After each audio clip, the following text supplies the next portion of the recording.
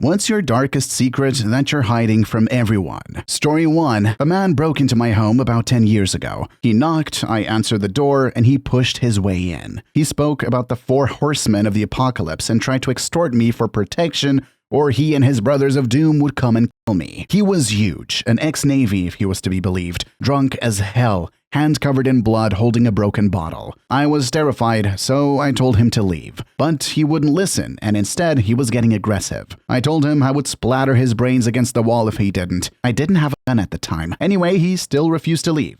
I went into my kitchen and grabbed a knife and sliced at him a few times. He staggered away, seemingly okay. I assumed he was all right, just wounded a bit. Because of that, he ran away and I never saw him again. A neighbor told me days later a man was found dead with some wounds on his arms. I can only guess he bled out, but I never got questioned somehow. There was a lot of blood in and around my house. I lived in a pretty seedy area, and I guess the cops just didn't care. The guy was apparently a repeat criminal. I eliminated a man, at least indirectly, and I have never told anybody. Anyone might harm a man that illegally entered his home without authorization, with a bloody hand around a weapon. That was completely off his guard. I think everyone should be able to protect their private land regardless of the potential consequences. A burglar basically puts you in a hostage situation, and you can be 100% within your right to defend yourself in that situation. Story 2. I was married for 13 years to my best friend, and we had what I thought was a great, easy marriage. One day, our 5-year-old daughter told me he was having her perform oral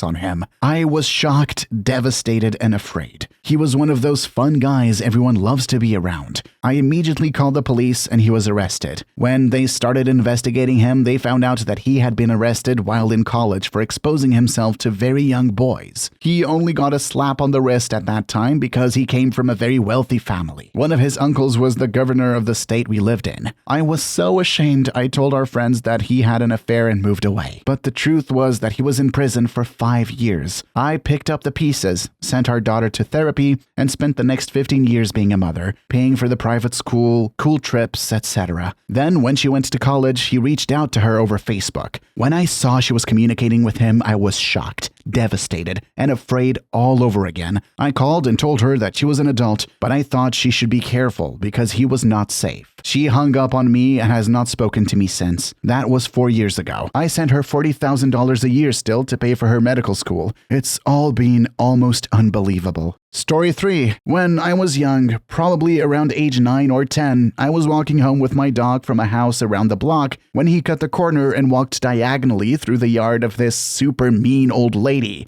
who lives at the end of your street. She was in her yard at the time tending to these really fancy-looking rose bushes she had grown in beds along the border with her neighbor.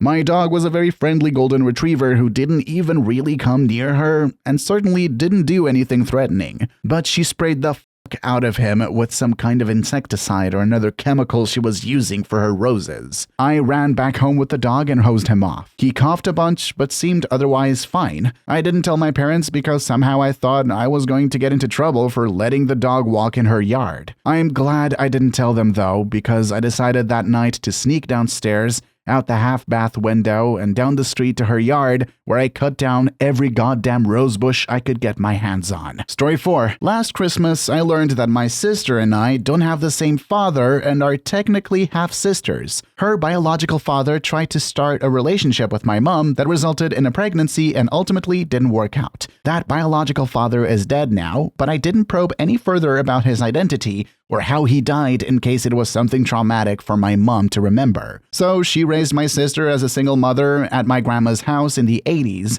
Then she met my father, and they started dating, and it worked out because they got married in the 90s, moved into a new house, and a short time after, I was born. She told me never to call my sister my half-sister, and just pretended all this doesn't matter because she's my sister, and I'm keeping it that way. And if anyone asks about the 10-year age gap, I just tell them it's a long story. Story 5. When I was younger, I lived with my grandmother. Not long after I turned 18, her health started to decline. That sort of decline that you know means she won't be around for much longer. Over the months, I did my best to take care of her. getting her to the hospital when she needed it, and other things. She had someone coming every day to help her with things I couldn't. Well, what my family doesn't know is that the night she passed, I was in the living room watching TV. My dog was in bed with my grandma, and I started to hear him whimper and bark. I knew what was happening. I knew that if I acted, I could potentially save her. I didn't want to watch her suffer anymore, though. To watch her live with so much pain and be unable to do anything for herself anymore. So I made the choice to let her pass before making any calls. She lived 92 years, and the only regret I have is that she passed a month after I would have graduated if I hadn't been kicked out of school. She had been in good enough health at the time to go to my graduation. I still kick myself for how stupid I was back then. Edit. I didn't expect this much support. I'm not too torn up about letting her pass. I knew it was for the best. She was such a great person. She didn't deserve to live in such a poor manner any longer than she already had. I don't regret what I did. I regret what I had done to get me kicked out of school. That I didn't try and make it to graduation for her. I think I've lived my life so far in a way that she'd be proud of. Not graduating before she passed is the only regret I really have in this life so far, and I'm 35 now, so I think I'm doing pretty well. Story 6. It's not my secret, but my mom's, and I'm not hiding it from everyone, just the person to whom it potentially matters the most. When my mom was in high school in the 60s, she had a long-term serious boyfriend named Jimmy. They were each other's first. They were together for years and were planning on getting married. He went away to college and my mom stayed behind, but they were still together. You know what happened next. He cheated and got the new girl pregnant. He comes home to break the news to my mom. Abortion was not legal at the time, and he basically said that he wanted to be with my mom, but he had no choice but to marry this other girl. Naturally, my mom was devastated. Here's the secret. My mom was also pregnant with him, but hadn't told him yet. She decided she wasn't ever going to tell him. Jimmy went on to marry the other girl and never knew my mom was also pregnant. She told me that she later threw herself down a flight of stairs to cause a miscarriage. My mom actually reconnected with Jimmy during the early days of Facebook. She didn't have an account, but asked me to look for him using mine. He was still married to the same person. My mom was married to my dad. They wrote to each other for a while, using my account for some reason, and signed their messages saying, "I love you." My mom passed away a number of years ago. I think about this knowledge I have that Jimmy doesn't. This major life event thing that he doesn't even know happened. That could have changed the trajectory of many lives. I'm certainly not going to tell him, as it's not my secret to keep. Edit. There seems to be a part of the story that I didn't make clear enough. My mom had a miscarriage and never had that baby. It was an intentional miscarriage by throwing herself down the stairs. Jimmy is not my father. In my opinion, wisdom doesn't mean you don't have feelings for your former partner that you first were going to have a child with. Plus, a pair can be from a different generation that may not have even been taught to properly cope with their emotions. That can always happen. Adults have conflicting emotions too. I'm not saying it's a good thing, but I'm saying if two people that are forced to be removed for so long want to express how they feel through messages, I don't see it as such a bad thing. There are a lot of unresolved issues and trauma there, especially for females. Getting to speak to their partner can be helpful for them. Story 7. It's heartbreaking hearing of so many people who were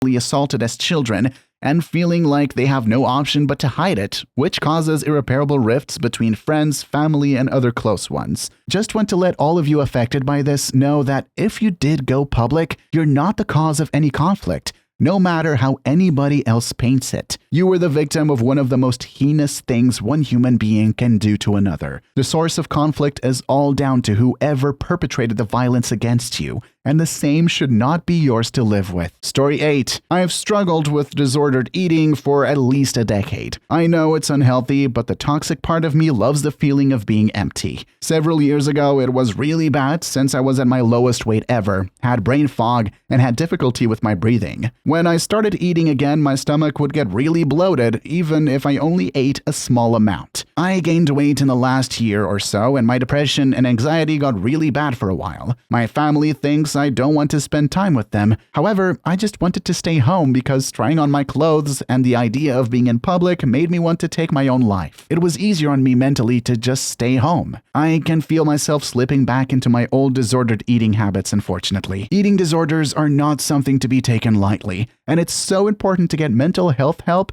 because it's a mind thing that then affects your body. Many people die from eating disorders or shorten their lifespan. I think that you should get professional help from an eating disorder team. Number 9. My wife, her mom, and I bought a house about 2 years ago. Just from talking to the neighbors, I'd gathered that the family who lived here before had a daughter that was mixed up with the wrong people. We had some random person knock at our door at night saying he needed gas. We were down a long driveway. No way you'd randomly walk up to our house to ask for help. I think he was looking for the people who used to live there. And then another time, Sunday morning, making pancakes for the family, I get a knock on the door and it's 4 sheriffs saying they received a 911 call that hung up and it was from this house. We don't have a landline, and I assured them my wife and 2-year-old did not make any calls. They mentioned the name of the previous occupants, and I let them know we moved in earlier this year. They seemed okay with that and left. Anyways, I was doing some yard work and struck up a conversation with the neighbor. He saw the police cars and asked what was up. I told him the situation, and he just goes, "Oh yeah, that family was messed up.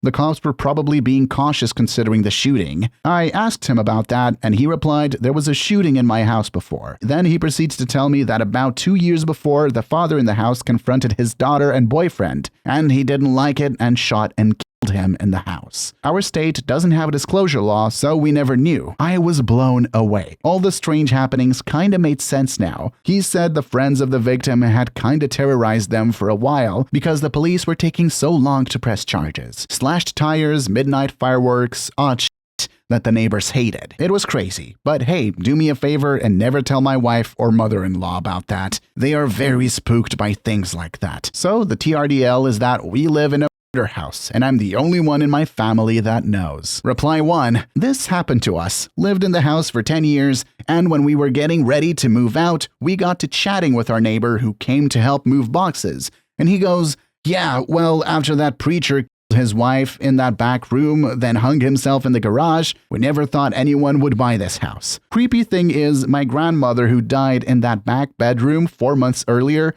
had complained for the last year of her life that she kept hearing a couple fighting and the screaming kept waking her up at night. We honestly thought her dementia was causing her to hear things or have nightmares. After she died, my mom lived in the house alone for a bit and said she could hear faint screaming coming from the back bedroom at night. Story 10. I found my adoption papers a few years ago when I was looking for a copy of my birth certificate. I know my birth mom, I just never had a relationship with her. My maternal grandmother took me in 2002 and I never knew she adopted me. I just knew that one day I ended up living with her after telling her one day I don't want to go back home. Lol. I also found the letter that my mom wrote as to why she was giving me up. That one really hurt. Edit. My grandma is really the sweetest person ever. I'm forever grateful for her, but I just wanted to say now that I'm older, I understand why my mom did what she did. And believe it or not, we actually have a cordial relationship now. Edit 2. This brought back some unsettling feelings I thought I was over. They made me realize that I'm not the only one who had a rough life growing up,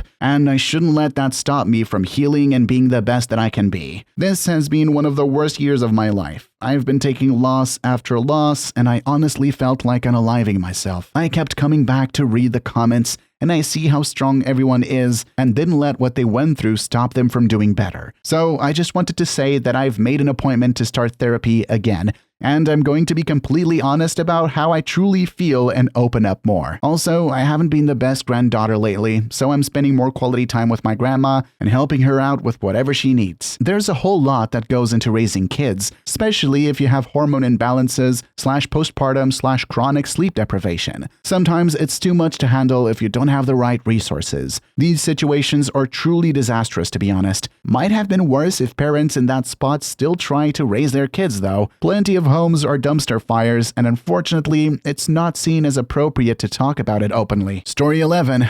My grandma was in a car accident and broke her ankle, so she stayed at my house and my mom/we took care of her while she recovered. I was entering puberty at the time and discovered that you could order on cable and was like a madman ordering them. The bill that month came out to $500. My mom thought it was my grandma because her novels were on like channels 50 to 60 and the adult movies were 500 to 600. I've literally never told anyone to this day. Edit. I am Latina, and this type of content for women is still pretty taboo in my culture, So that's why I'm so scared to tell anyone. Even though my mom and I are pretty open with each other, I'm still embarrassed. However, my grandma passed away in 2019, and I felt compelled to tell my secret. But my mom sees that story as a funny memory she has of my grandma that she likes to look back on and laugh about. So I don't know if I should. Story 12. In high school, I was a super good kid. Straight A student who loved homework, keeping out of trouble,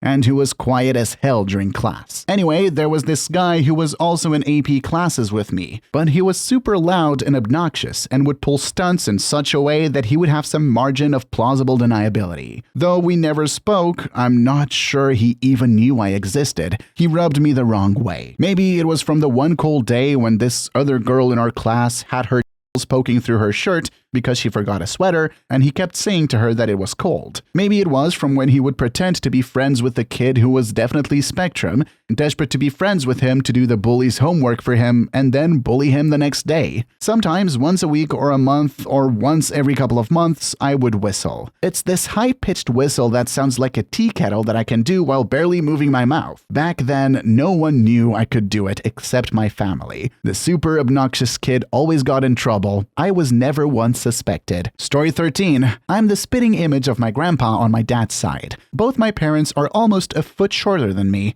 and I'm almost the same height as him. When my mother got sick when I was a kid, my grandpa went to visit her daily for extended periods of time in the hospital. In his final months, she did the same. After he passed away, we found out he kept a whole other family on the side in secret, too. Looking back at my dad's military deployment history, it would also be dicey if she could have gotten pregnant by him around the appropriate time. Based on a collection of various hunches, I'm fairly convinced I'm the product of an affair between my mother and my supposed grandfather. More disturbingly, this would probably be one of the most lighthearted revelations about my family. Just a note, this isn't necessarily how genetics work. Parents inherit two genes. One becomes dominant and one recessive. They may not always pass along the gene that's dominant for them. That's why things can skip a generation. For example, anyone's brother may look like the spitting image of someone within the family and not be his kid at all. Please leave your story down below in the comments. I would absolutely love to make a video about them in the future. And also, don't forget to like and subscribe.